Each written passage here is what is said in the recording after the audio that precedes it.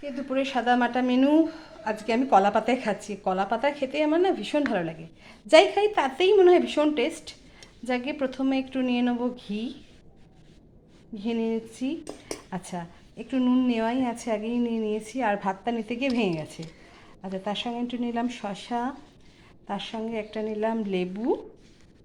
আচ্ছা, একটা আলু ভাতে, একটা না একটু। আচ্ছা, তারপরে নিলাম, এটা হলো পোস্ত দিয়ে ঝিঙে ভাজা। এই না, চিচিঙে, ভুল হয়ে গেল, চিচিঙে ভাজা। আচ্ছা, আর এটা প্রথম পাতে ঘিয়ের পরে খাবো একটু নিম। আজকে সব ভুল হচ্ছে আমার। বেগুন আর উচ্ছে ভাজা। আচ্ছা, তার সঙ্গে আছে আমার মুগের ডাল, এখানেই রাখছি। আর বেগুনি করেছি মুগের ডাল দিয়ে খাবো বলে।